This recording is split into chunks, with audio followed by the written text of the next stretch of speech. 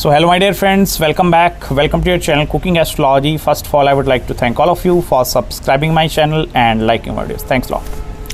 So today in this video, let's continue our journey, our series of planets through Navamsa Chart in Vedic Astrology. And in this particular video, let's try to understand planet Sun placement in the 5th house of your D-9 chart. And what are going to be the results, whether positive and negatives, that are particularly associated with the Sun placement in the 5th house. Now, whether it's your D1 chart or it's the D9 chart, specifically the 5th house is going to play a very important role. Although in the D9 chart of Vedic Astrology, 5th house is particularly the representation of the skills which are actually present inside you. And these are also the skills which you are going to naturally develop over the passage of time. So that is the actual representation of the skill set. Apart from this, the amount of flexibility and adaptability that is actually present inside you is also seen through the condition of the 5th house. It also matters whether the malefic or the benefics are actually present up there. Along with, you need to check into the partner's chart also, because when it comes to the compatibility between both male and female charts, planetary placements in the 5th house, they are actually going to represent the roadmap of a husband and wife, specifically after marriage. Because this is the single most house that have the capacity to shape your financial decision making capability. Even the major amount of financial gains after your marriage, that is also somewhat connected with the 5th house.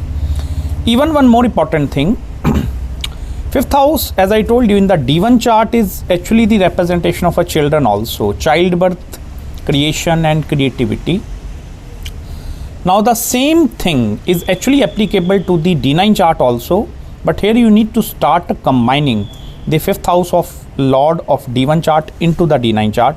Only then you will be able to understand the childbirth perspective. But if you understand the karma connectivity between you and your children, so that karma connectivity is also studied with the help of the 5th house. Now when the planet like Sun is actually going in the 5th house, this is going to create a lot of illumination factor up there, because Sun is naturally the Atam Karka Graha. It means any sort of relationship, any sort of event of marriage in your life is going to act as the biggest illumination factor. So that have the capacity to actually shed light upon that particular area, and you will be able to see what are the imperfections that are actually present inside you.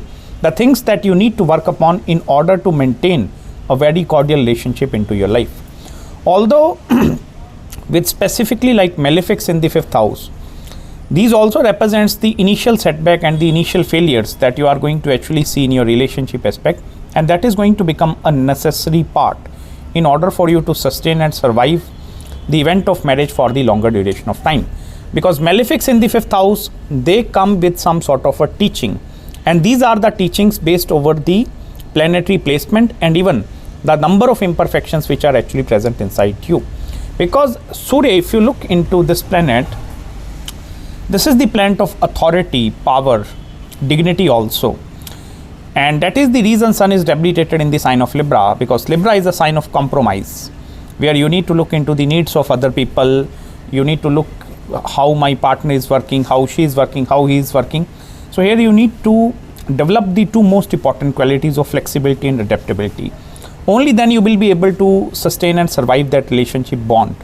Whereas on the other hand, Sun tend to feel very uncomfortable in these kind of situations. Like why I need to adjust according to other people, or why I need to bend myself actually.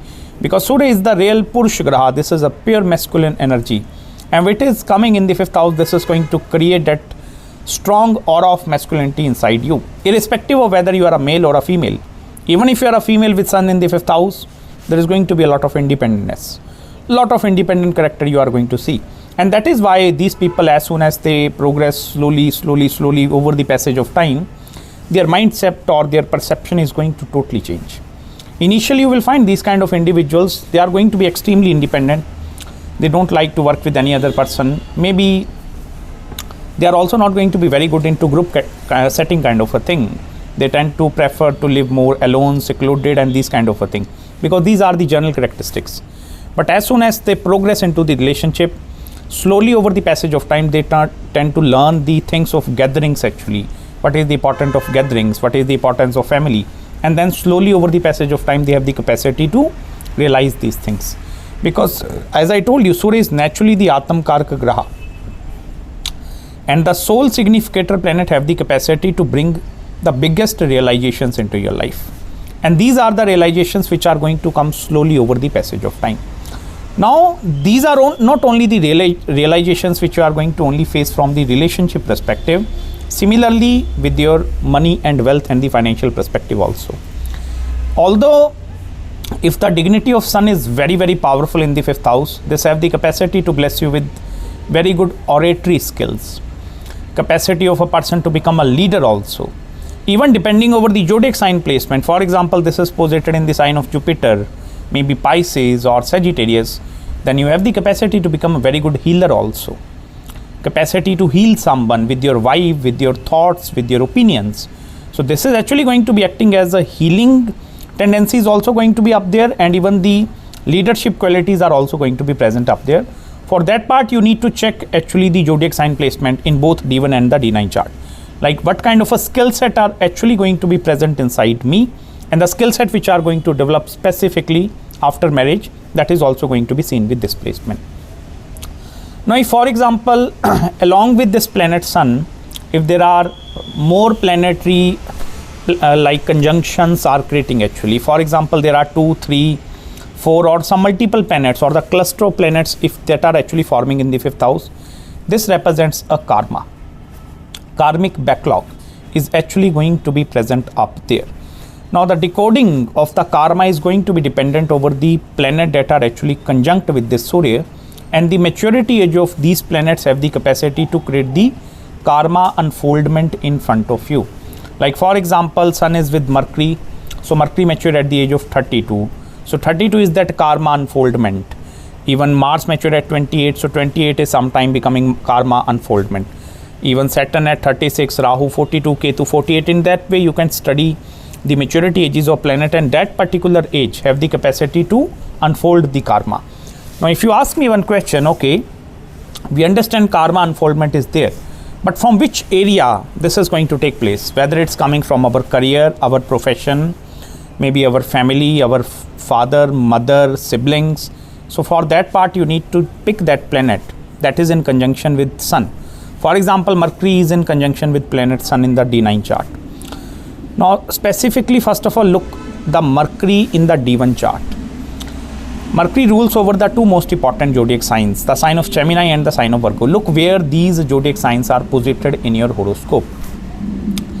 If the Mercury and zodiac signs are posited, for example, maybe in the 4th house and in the 7th house, so karma unfoldment will going to take place with regards to 4th house of your family, conveniences, comforts, buying a home, purchasing a vehicle, and 7th house is the house of your marriage or business partnerships.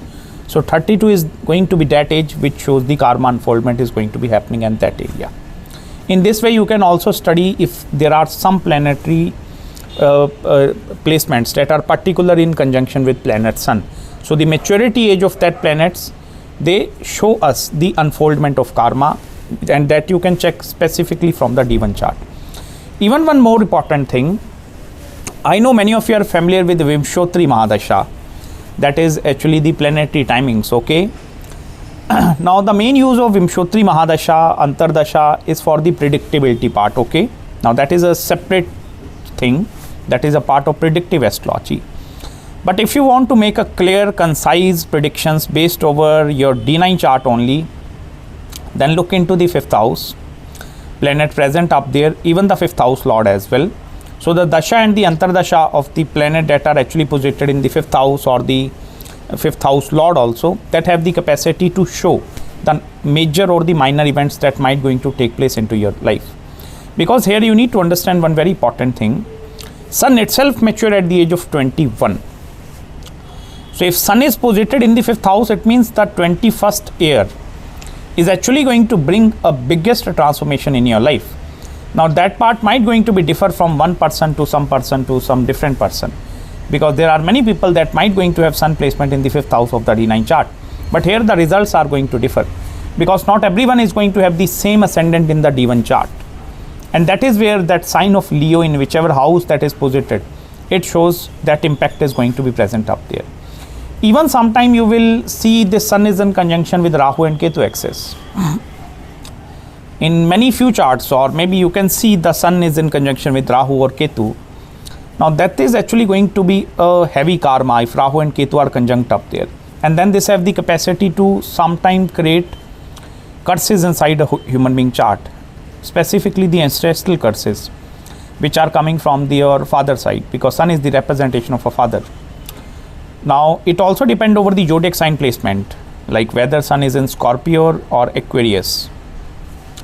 Because if sun is posited in these two zodiac signs of Scorpio and Aquarius, this is a representation of a Drid karma.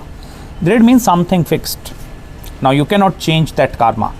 Or father is going to be the main person that have the capacity to reshape your life into the life which you are living right now. Apart from the sign of Scorpio and Aquarius, if sun is posited in any other zodiac sign, it may be replicated in the sign of Libra. It shows that there are going to be some possible chances present up there which have the capacity to mold the karma accordingly. But there is going to be some heaviness of karma which you will see in this area. And if specifically the 5th house lord in the D1 chart is also going to be in not a very strong condition in the D9 chart, then it shows progeny related problems. Whether you are a male or a female. If you are a female, then this is going to create some health issues for the conceiving of a child. This shows that complications are there. If you are a male, this also shows the delay in the childbirth is also going to be present in your chart. But for that part, we need to look into the more critical details of the planetary placements, their conjunction in both D1 and the D9 chart. I even humbly request you, whoever watching this video, I request you to try to learn to combine how the D1 and the D9 chart they are working together. If you will be able to learn the combination of both D1 and D9 chart, this will eventually help you to make more better and the precise predictions in Vedic astrology. So I hope you have gained some deep insights in this video with me. If you are having any queries, any consultations, feel free to contact me at my email ID. And I will try my best to respond you back as soon as possible.